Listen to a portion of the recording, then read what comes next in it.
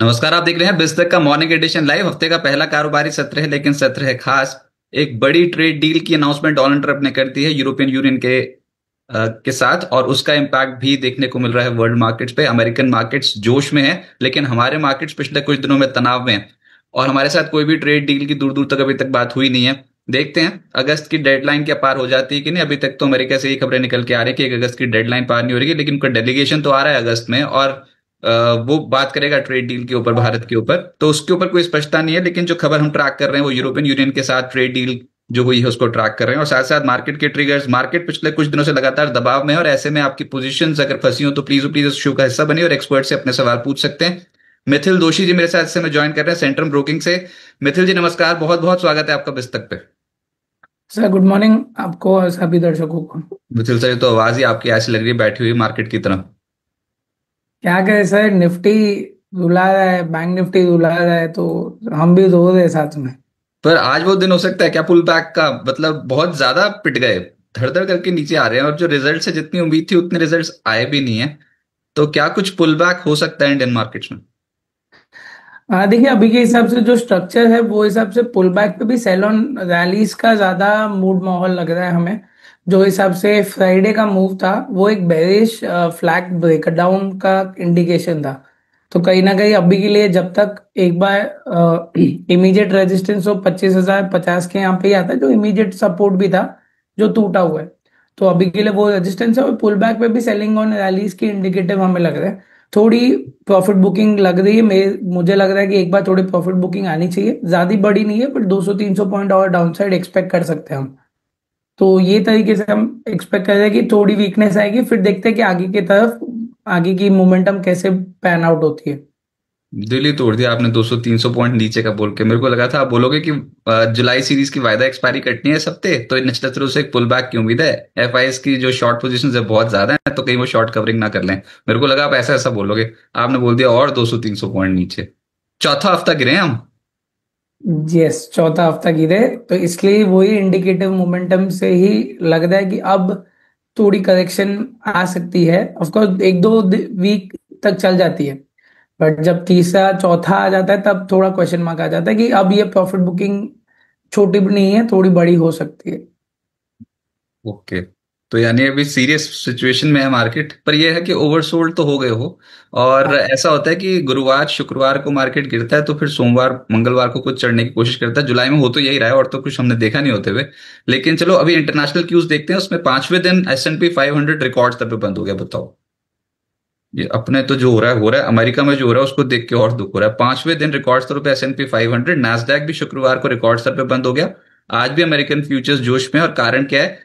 EU के साथ deal, trade deal का ऐलान कर दिया। वो कह रहे हैं 60,000 करोड़ US डॉलर का निवेश करेगा ईयू अमेरिका में, और एनर्जी खरीदेगा 75,000 करोड़ रुपए की अमेरिका से। तो अमेरिका से 75,000 करोड़ डॉलर की एनर्जी खरीदेगा यूरोपियन यूनियन। तो ट्रेड डील तो बहुत बड़ी हो गई। अभी इन्होंने जापान के साथ ट्रेड डील की थी, तब इन्होंने टैरिफ्स को थोड़ा रिड्यूस करके 15% के आसपास निपटा दिया था, और अब यूरोपियन यूनियन को भी 15% के आसपास का इंपोर्ट टैरिफ लगाएंगे। इसमें निपटा दिया गया, मैक्सिमम प्रोडक्ट्स पे 15% का इंपोर्ट टैरिफ लगाएगा अमेरिका। और ये एक बड़ी खबर थी। उसके बाद से हम देख रहे हैं कि आज डाउ फ्यूचर्स, नैस्डैक फ्यूचर्स ऊपर हैं, क्योंकि वीकेंड को खबर आई है। उससे पहले शुक्रवार के सत्र में ही अमेरिकन मार्केट्स ऊपर चले गए थे। एक और बड़ी जो डेटा पॉइंट हम ट्रैक करेंगे वो 29 और 30 जुलाई को यूएस फेड की पॉलिसी बैठक है, और ब्याज दरों को लेकर फैसला आएगा। होने वाला कुछ है नहीं है, बहुत हड़का चुके हैं वो जेरोम पोवेल को। तो ऐसे भी लग रहा है कि इस बार भी 4.25 से 4.5% पे ब्याज दरें स्थिर रहेंगी। वो बोल रहे हैं कि 3% का कट करना चाहिए कम से कम। हमारी सबसे बड़ी इकॉनमी है यूएस की, तो फिर यूएस की इकॉनमी के लिहाज से सबसे कम ब्याज दरें होनी चाहिए यूएस में। डोनाल्ड ट्रंप ये बोल रहे हैं, और ये बात जेरोम पोवेल नहीं मान रहे हैं। जेरोम पोवेल बोल रहे हैं नहीं, अभी तो बहुत कंसर्न है। और बाकी बहुत नतीजे भी आने वाले हैं, मेटा प्लेटफॉर्म, माइक्रोसॉफ्ट, amazon और एप्पल के नतीजे। अब ऐसा करता हूँ सर, मैं तो अब आपके हवाले ही कर दूंगा। आप सवाल जवाब का सिलसिला आप ही देखो। मार्केट में तो बहुत ज्यादा मिड कैप्स में भी तनाव देखने को मिल रहा है। सर एक और बस एफआईज के आंकड़े भी समझा दो, अगर आप समझा पाओ तो। 14.29% लॉन्ग, 86% शॉर्ट, और एफआईज ने पिछले सत्र में 1,980 करोड़ रुपए तो कैश में बेच दिया। उसके बाद इंडेक्स फ्यूचर्स 2,453 करोड़ रुपए के, इंडेक्स फ्यूचर्स माफ कीजिएगा, इंडेक्स फ्यूचर्स 2,453 करोड़ रुपए के बेचे, स्टॉक फ्यूचर्स 2,531 करोड़ रुपए के बेचे। और भर भर के बेच रहे हैं। अभी एफआईज की अप्रोच क्या है इंडियन मार्केट पे? देखिए, जो हिसाब से ओवरऑल डेटा दिख रहा है वो हिसाब से तो ऑफकोर्स थोड़ी है कि वो अपनी पोजीशन वापस जो तरीके से बिल्टअप की थी, वो हिसाब से पूरा का पूरा पोजीशन कहीं ना कहीं थोड़े लाइट अप मोड पे है। और ऑफकोर्स प्रॉफिट बुकिंग कहीं ना कहीं वहीं उनकी वजह से भी है, ऐसे नहीं है। सेलिंग प्रेशर दिख रहा है रिजल्ट के साथ साथ। हम देख रहे हैं कि सेलिंग प्रेशर बाहर से भी आ रहा है, तो कहीं ना वो वीकनेस एड ऑन कर रहा है साथ ही साथ में। तो इसलिए राय यही थी कि बाय ऑन डिप्स के लिए थोड़ा वेट करेंगे। सेल रैलीज आएगी तो फटाक से हमें बाइंग के लिए नहीं देखना है, हमें थोड़ा देखना है कि अभी भी स्ट्रक्चर कंफर्मेशन साइड पे कुछ भी नहीं है बाइंग का।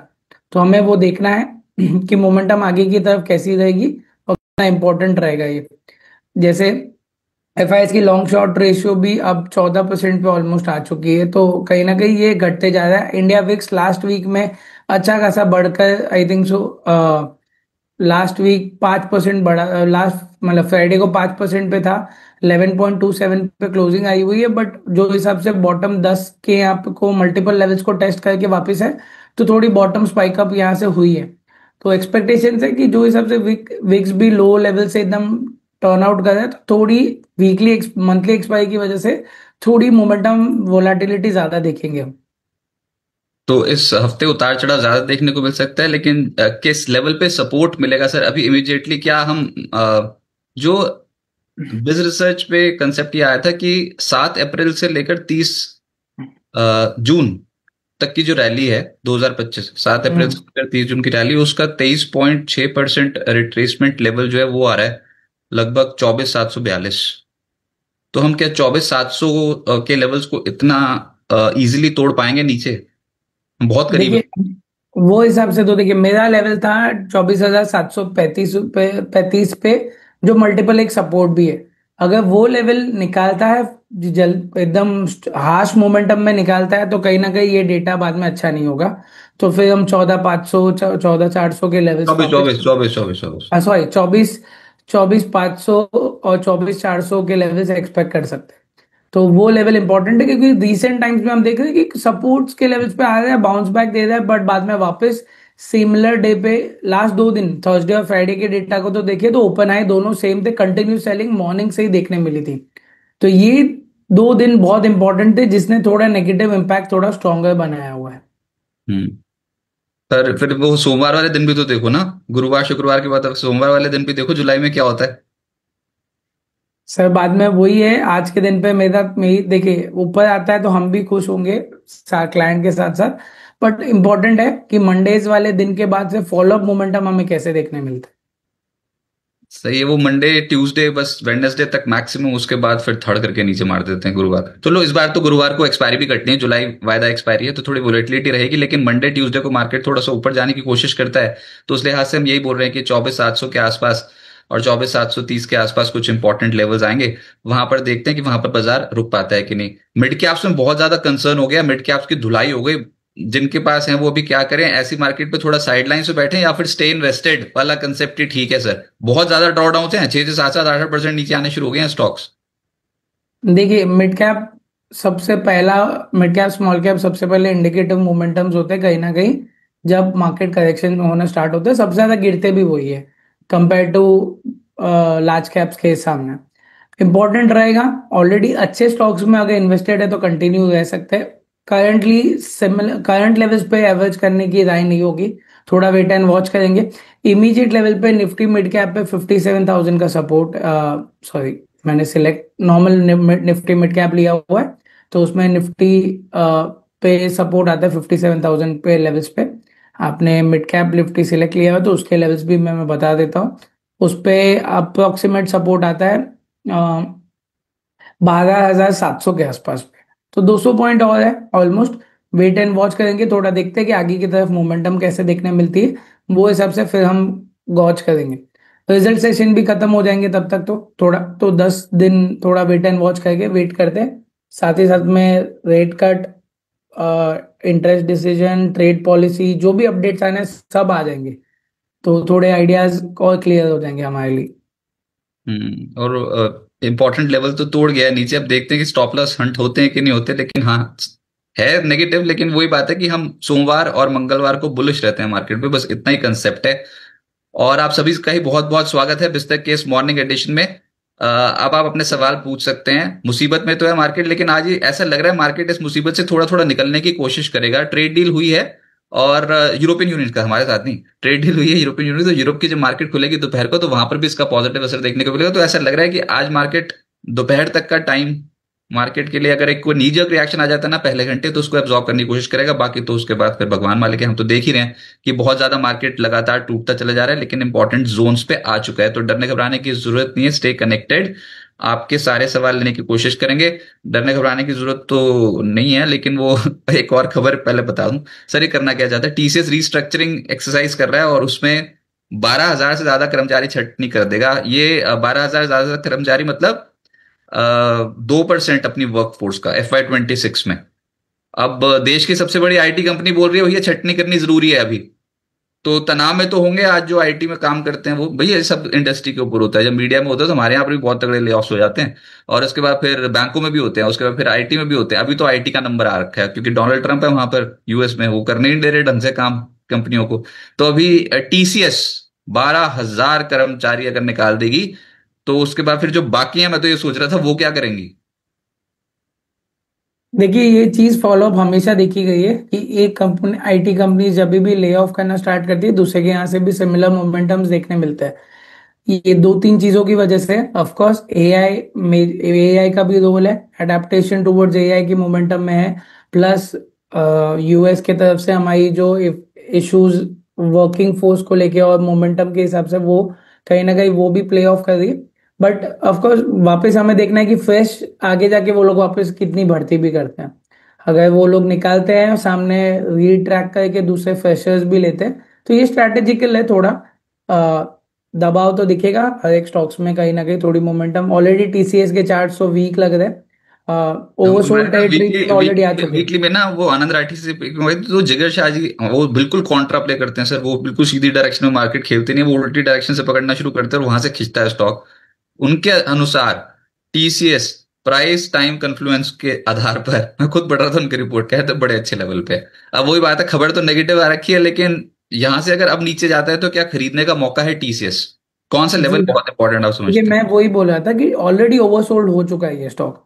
तो और थोड़ा करेक्शन आएगा, 3,000 का मेजर सपोर्ट है, 3,000 के लेवल्स पे आता है तो एक बार तो ऑफ कोर्स देखा जा सकता है। इतनी बड़ी ऑर्गेनाइजेशन है, ओवरऑल इतनी बड़ी डिपेंडेंस भी है, तो वो हिसाब से अगर हम देखा जाए तो 3,000 के लेवल्स पे ये अच्छा लेवल होगा एक बार देखने के लिए कि यहाँ पे मोमेंटम कैसे प्ले किया जाता है।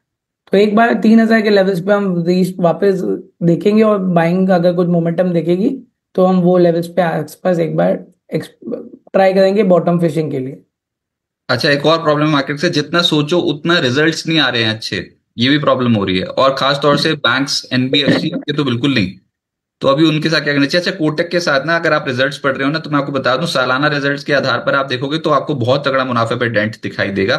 एंड दैट इज अप्रोक्सीमेटली कुछ 47%। हाँ, 47.5% मुनाफा घटा है, 3,282 करोड़। लेकिन वो ठीक तरीके से देखने लायक नहीं, क्योंकि वो 70% तो आप ये समझो उन्होंने हिस्सा बेचा था कोटक जनरल लाइफ इंश्योरेंस में। कोटक, माफ कीजिए, कोटक महिंद्रा जनरल इंश्योरेंस में हिस्सा बेचा था 70%, और उससे भी आमदनी हुई थी। तो एक एक्सेप्शनल गेन था Q1 FY 25 में, लगभग 3,520 करोड़ रुपए का।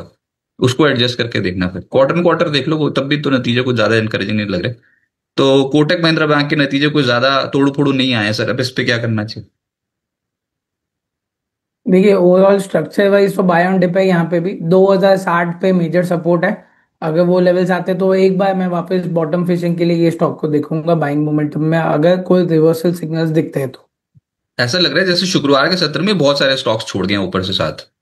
सारी मतलब जिन जिन के एनालिसिस कर लो ना, सब नीचे जाने की कोशिश कर रहे हैं। अच्छा, एक और स्टॉक है टाटा केमिकल, इसके नतीजे ठीक आ रखे हैं। टाटा केमिकल्स पे आपकी राय? इनका जो हाँ, मुनाफा है वो लगभग 68% बढ़ा है। देखिए, टाटा केम पे overall structural view bottom bottom formation कब का बन चुका था, 870 के ऊपर जब से ब्रेकआउट आया हुआ है। Higher top high bottom formation भी दिख रही थी।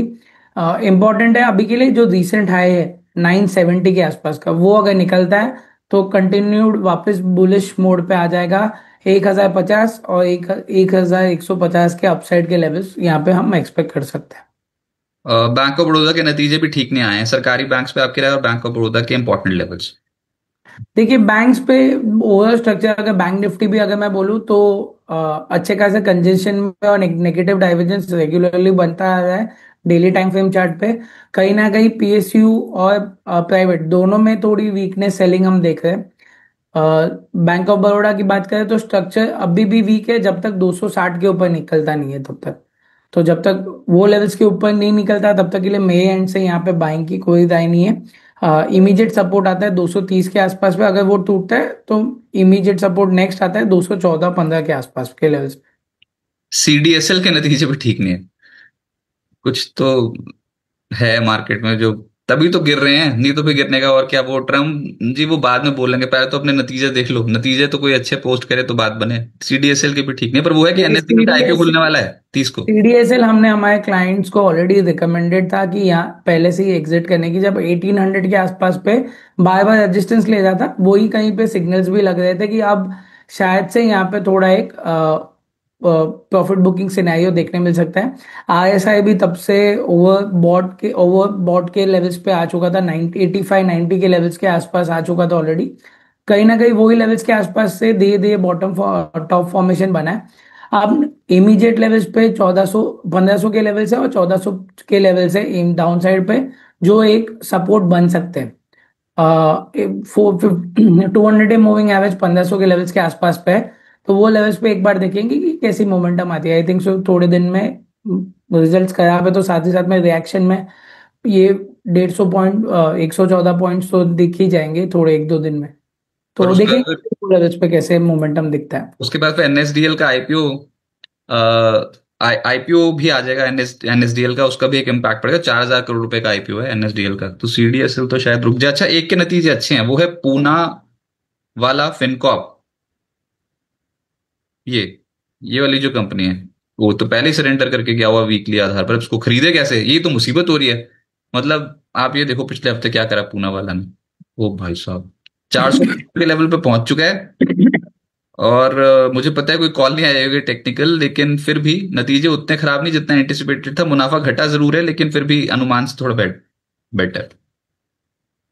देखिए पूना वाला पे भी स्ट्रक्चर वाइज अगर देखा जाए तो ऑफकोर्स 2-3 दिन की कैंडल ने ही सब दिन सबके स्ट्रक्चर्स बिगाड़े। ये एक अकेला स्टॉक नहीं है, अगर आप लास्ट कोई भी स्टॉक उठा लो 3 दिन के फॉलो ऑन सेलिंग प्रेशर ने हर एक स्टॉक में कहीं ना कहीं सेलिंग मोमेंटम ही दिखाई हुई। अब यहाँ पे इमीडिएट सपोर्ट पे तो 375 के लेवल्स है, अगर वहां पे डिप मिलती है तो बाइंग मोमेंटम एक्सपेक्ट कर सकते हैं। 200 डे मूविंग एवरेज वही 360 के आसपास पे दिखता है, तो बाय ऑन डिप्स की रणनीति रखेंगे। घाई करके यहाँ पे अगर ऑलरेडी पोर्टफोलियो में है तो एवरेज भी बाय ऑन डिप्स पे ही देखेंगे। करंट लेवल्स पे ऐसा कुछ भी स्ट्रक्चर कंफर्मेशन नहीं है कि बाइंग दिखे, तो थोड़ा हम वेट एंड वॉच पे रखेंगे। कुछ अच्छी अच्छी खबरें भी आई हैं, वो भी देख ले एक बार। एक स्टॉक देखिए एलेम्बिक फार्मा, मुझे तो पूरी सीरीज में फार्मा के अलावा और हेल्थ केयर के अलावा कुछ और दिखाई भी नहीं दे रहा अभी मार्केट में। और कुछ लिख के भी रखे हुए हैं उसमें भी, हाँ यही सब है।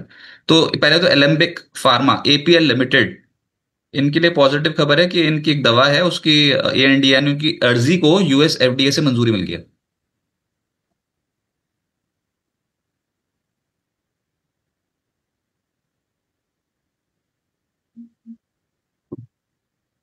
ठीक से 1007। हाँ देखिए जो हिसाब से मोमेंटम है यहाँ पे भी बीच में हमने एक स्पाइक अप मोमेंटम देखे थे 1100 के लेवल्स के आसपास पे, बट वो सस्टेन नहीं हुआ। इंपॉर्टेंट रहेगा 1050 के ऊपर अगर निकलता है तो एक बार हम ये स्टॉक को देख सकते हैं।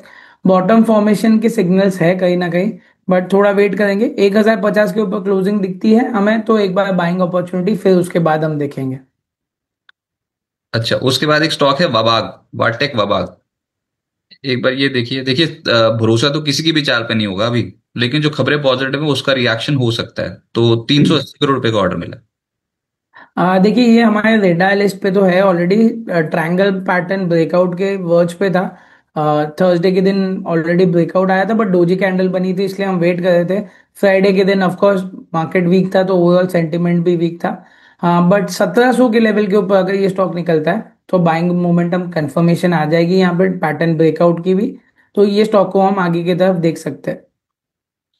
इमीडिएट सपोर्ट फिर आता है 1522 के आसपास में, जो उसका 200 डे मूविंग एवरेज भी है। ओके, और आपके रडार पर कौन से स्टॉक्स हैं जहां पर आपने क्लाइंट्स को सजेशन दे रखी है सर? देखिए, फार्मा कंटिन्यूड हमारे एंड से है बाइंग मोमेंटम में। मेटल्स के स्टॉक्स, मेटल सेक्टर के स्टॉक्स कहीं ना कहीं हमारे सेक्टर पे है, वॉच लिस्ट में। सिप्ला अभी हमारे रेडार पे आया हुआ है अभी के लिए। 1550 के ऊपर अगर वापस निकलता है तो हम एक बार उसको देख सकते हैं। ऑलरेडी हम बहुत बाकी सारे फार्मा स्टॉक्स पे बाइंग में थे। अजंता फार्मा ने ब्रेकआउट दिया था, बट वो फेल हुआ था। बट वापस वही लेवल के आसपास पे है। तो अगर ये बार दो 2800 के ऊपर निकलता है तो एक बार हम वापस देख सकते हैं। 2800 के ऊपर सस्टेनेबल मूव मिलता है। 2830 सेफर जोन है, उसके ऊपर निकलता है तो रेक्टेंगल फॉर्मेशन ब्रेकआउट है। वहां से हम वापस इसे 3150 के लेवल्स के लिए एक्सपेक्ट कर सकते हैं। पैटर्न फॉर्मेशन वहां पे हमें दिख रही है वो। ग्लेनमार्क भी है कंटिन्यूड मोमेंटम में, हमें बाय ऑन डिप्स पे लग रहा है। तो अगर डिप्स मिलती है तो ऑफकोर्स ग्लेनमार्क भी हमारे रेडार पे रहेगा। अच्छा, शोभा के रिजल्ट्स भी ठीक लग रहे हैं, बालकृष्ण इंडस्ट्रीज के खराब लग रहे हैं। पता नहीं रिजल्ट्स इतने सारे आ गए ना, और ऊपर से रिजल्ट्स अभी किसी भी कंपनी के कोई बहुत स्ट्रांग थोड़ी। एक बार शोभा और रियल एस्टेट स्टॉक्स पे आपकी राय सर?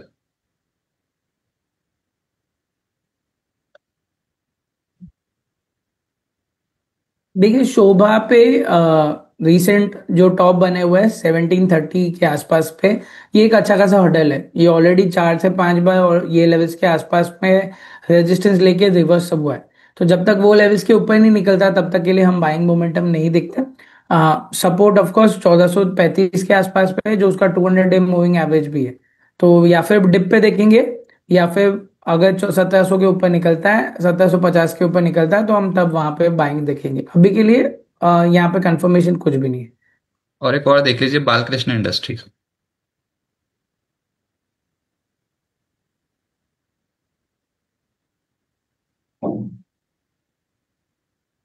देखिए, बालकृष्ण इंडस्ट्रीज पे भी 2800 का लेवल इंपॉर्टेंट है। अगर वो ब्रेक करता है तो हमें देखना चाहिए, बट अभी के लिए आई थिंक सो आज ही 2% गैप डाउन के साथ ये स्टॉक खुला है।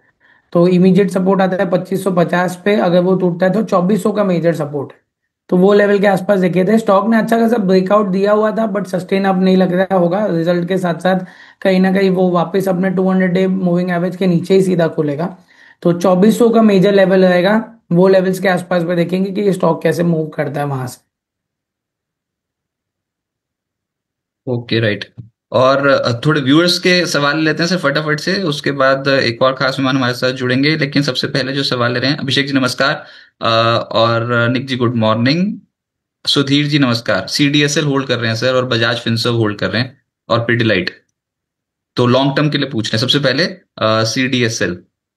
सीडीएसएल लॉन्ग टर्म के हिसाब से ऑफकोर्स, देखिए इमीडिएट लेवल पे मैंने ऑलरेडी बताया 1400 का मेजर सपोर्ट है।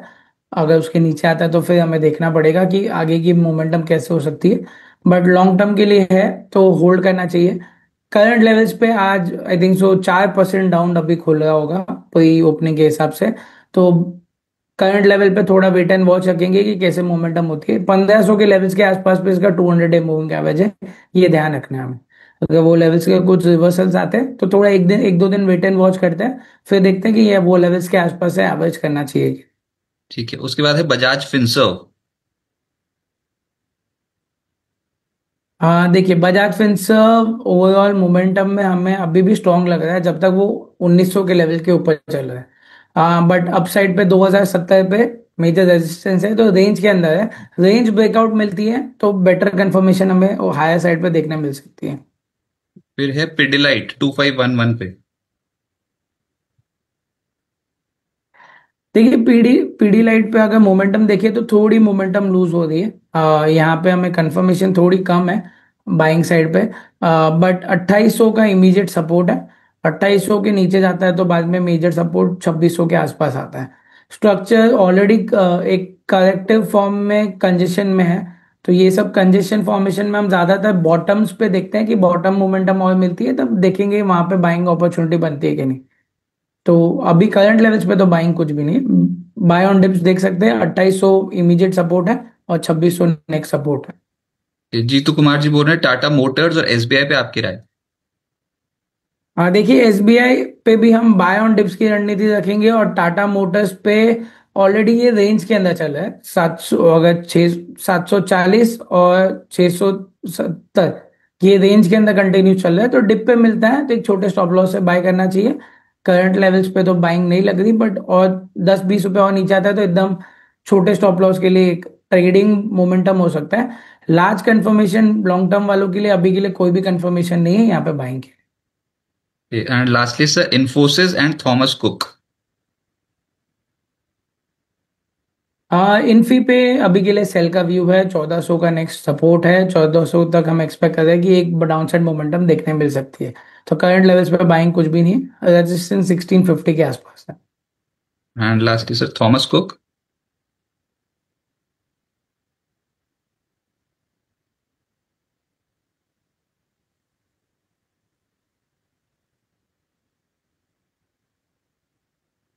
थॉमस कुक पे एक फॉल्स ब्रेकआउट दिखता हुआ मिला है, तो अभी के लिए तो हम थोड़ा वेट रखेंगे। और वापस ही अपने रीसेंट हाई को अगर ब्रेक करता है 190 के ऊपर, तो एक बार देखा जा सकता है। अभी के लिए कोई बाइंग मोमेंटम यहाँ पे नहीं लग रही। सर सर, बहुत शुक्रिया आपका हमारे साथ जुड़ने के लिए और मार्केट्स पे अपने व्यूज देने के लिए, बहुत बहुत शुक्रिया। Thank you very much sir, thank you. तो मिथिल दोषी जी हमारे साथ जुड़े हुए थे, सेंट्रल ब्रोकिंग से बहुत ही गहरी पकड़ रखते हैं स्टॉक मार्केट पे, और उन्होंने अपने व्यूज दिए। और अब हमारे साथ एक और खास मेहमान मौजूद हैं। अंशुल जी नमस्कार, हैप्पी मॉर्निंग। ट्रेड नमस्कार। ट्रेड डील साइन हुई है सर ईयू के साथ। नमस्कार। आपने अभी कोडिंग पे लग गए, बताओ सुबह सुबह। सर वीकेंड पे करते हैं ऐसा काम, तो कोडिंग वीकेंड पे। क्या आ- चीज? आज भी चश्मा बदला आपने? नहीं नहीं, रोज ही चश्मा बदलूंगा क्या मैं? मतलब अब वो परमानेंट हो गया, मतलब permanent smart. I was born smart. अभी ये बताओ, मार्केट और भी नीचे जा रही है, 24,745